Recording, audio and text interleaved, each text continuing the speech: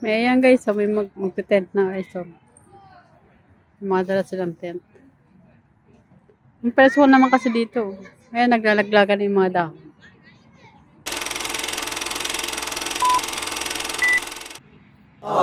Hello mga ka-dreamers! Welcome back to my vlog! Hello everyone! For today's video guys, meron lang akong i-share sa inyo na isang good news. Okay, ano nga po ba itong good news ito guys? Ang good news ngayon guys, ang Canada po, the rest of provinces dito sa Canada ay nag-increase na po sila ng salary. Ako po ay nasa Ontario province. So, ang Ontario po ay nag-increase din po ng salary per hour. Okay, so bali guys, share ko sa inyo kung magkano yung mga salary increase ngayon dito sa mga provinces, yung mga nag-increase po ng mga provinces ng salary per hour. So, bale, dito sa Ontario, okay, dating 15.50 card, nag-increase po ng 16.55 per hour. So, equivalent nun guys, bale, yung 16.55 ay nasa 678 pesos. Ang per hour po dito sa Canada. Dating 635.50 pesos. So, ang laki ng di ba? Ang laki din po ng difference. So, tumaas na po talaga yung sahod dito sa Canada. Per hour lang po yung guys per hour. So, ang per hour po ngayon dito sa Ontario ay 678.55 pesos. Ay kung nag-work po tayo ng 12 hours, 10 hours, pero kung ano lang po yun sa contract, yun po ang babayaran lang po ng amo. Yung iba doon ay lalabas na po ng cash job. Okay, kasi pag mas more on malaki ang sahod, ay malaki din po ang tax dito sa Canada. So doon talaga nakabase sa sahod na natatanggap natin kung magkano po din yung babayaran natin ng tax dito sa Canada. So effective po ito guys sa October 1, 2023 na ang salary per hour ngayon dito sa Ontario ay 16.55 Canadian dollars or equivalent sa pesos ay 678.55 pesos. Diba? Laki. Per hour lang.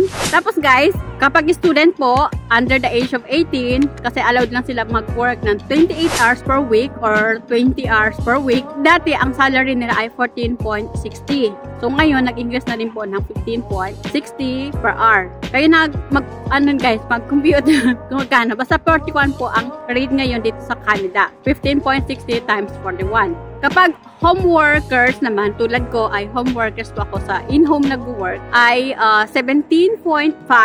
Ngayon, nag-increase na rin po ng 18.20 per hour. So, malaki na rin po ang itinaas. So, bali ngayon guys, yung 18.20 per hour, 746.20 pesos. So, dating 717.50 pesos. So, ang laki na rin.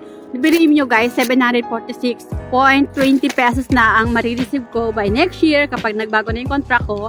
Malaki na po yung matatanggap ko na sahod per day, per hour. Kasi nga, 746.20 na yung per hour ko by next year. Kasi ngayon, ang per rate ko po ay 17 Canadian dollars or equivalent siya sa 717.50 pesos. So, di ba? Alaki na rin po ng difference. Kasi nga guys, nagtaas na rin po kasi yung mga pagkain, lahat, rent, lahat ng mga tumaas na po. Sa Manitoba, nag-increase din po sila ng salary from 14.50 to 15.30 Canadian dollars. So, nag-increase din po sila ng almost 1.15 Canadian dollars. Sa Nova Scotia naman guys, dating 14.50, ngayon ay 15 per hour na po. So, nag-increase lang po ng 0.50 cents sa Nova Scotia. Maliit lang po yung in-increase nila. And then, sa Saskatchewan naman guys, from 13 Canadian dollars to 15 Canadian dollars per hour na ngayon. Effective on October 1, 2023. So, nag-increase po sa Saskatchewan ng 2 Canadian dollars. So, 41, so 82 pesos din ang in-increase po. Okay? So, naging 82 pesos yung increase sa Saskatchewan. Sa Newfoundland and Labrador naman guys, from 14.50 ay naging 15 Canadian dollar. Okay? So, nag-increase din po ng 0.50 cents. Okay? Sa Prince Edward Island naman, from 14.50 to 15 per hour. So, nag-increase lang po ng 0.50 cents Canadian dollar sa Prince Edward. Yun po ang nag-increase ng mga provinces dito sa Canada. Hindi po lahat ng mga provinces ay nag-increase po. Okay? Hindi po sila nag-increase. Additionally, the minimum wage was raised by British Columbia on June 1, 2023 from 15.65 to 16.75. So, nag-increase na rin pala ang British Columbia noong nakaraang June 1. Okay? And then, sa minimum wage naman sa Quebec, from 14.25 ay nag-raise na rin po to 15.25 last May 1, 2023. So, nag-increase na rin pala sila this year lang. Yung British Columbia saka Quebec. Okay, so maganda talagang balita ito guys, na nag-increase na po yung mga salary dito sa Canada. Dinagdagan na nila yung per hour ng mga worker dito. At least makakadagdag po sa mga expenses. Okay, kasi dahil nga po nagtaas na po yung mga pagkain, rent ng bahay, pamasahe, lahat nag-increase po. Kaya ngayon nag-increase na rin po ang Canada government ng mga salary. Okay, so depende po sa mga provinces, kung saan po kayo located, kung saan po kayo papunta, kung papunta pa lang kayo dito sa Canada, ay depende po ang offer ng province. Okay, hindi po lahat ng mga provinces ay pare-pareho po yung sahod. Okay? Tulad nga dito sa Ontario, ang sahod na nga ngayon ay 16.55. Kapag in-home naman, mga caregiver, yung nagtatrabaho sa bahay, nanny, ang mga housekeeping, yan ay makakatanggap na po sila ng 18.20 Canadian dollar per hour or equivalent 746.20 pesos. So, okay. So, bali guys, natutuwa ako kasi nga nag-increase na po ulit yung salary. So, bali, kapag mag-renew na ako ng contract ko, by next year ay magiging 18.20 na po yung aking per hour. So, malaking tulong na po ito. Okay? Malaking pera na po ito. Kasi alam naman natin, kung i-compare mo to sa Pilipinas, mura naman yung mga pagkain dito. Ang mahal lang talaga dito ay yung renta ng bahay.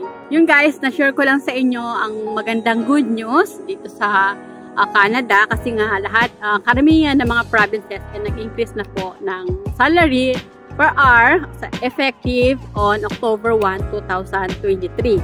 So, talagang magandang balita ito guys. Kasi ako din ay next year ay makakatanggap na rin ako ng 18.20 Canadian dollar per hour. Okay, so makakatanggap na ako per hour ko ng 746 pesos na oras na trabaho. So, ganda, di ba?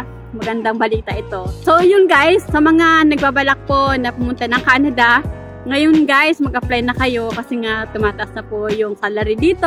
Maganda na po yung offer ng Canada government. So, yun lang guys, na-share ko lang sa inyo ang good news dito sa Canada na effective October 1 ay malaki na po yung salary increase per hour dito sa Canada. Good luck po sa mga pupunta po dito po sa Canada. Ngayon pa lang, mag-gather na kayo ng mga documents para makarating na po kayo dito at matupad na po yung pangarap nyo na makarating po dito sa Canada. Guys, if you find my video helpful, please pakisubscribe naman po and do like and share na rin po. Kung nagustuhan nyo po yung mga video ko at nakakatulong po sa inyo, please pakiclick naman po yung bell notification para ma-update po kayo sa mga bago kong video. Lalo na po sa mga nangangarap na makarating po dito sa Canada o gusto pong pumunta ng Hong Kong. Ito na po, subaybayan nyo lang po yung mga video ko. For sure po, mayroon kayong makukuhang kahit konting idea, at least mayroon po kayong makuha. Okay, so yun lang guys. Thank you for watching. Good luck po. Bye. God bless all.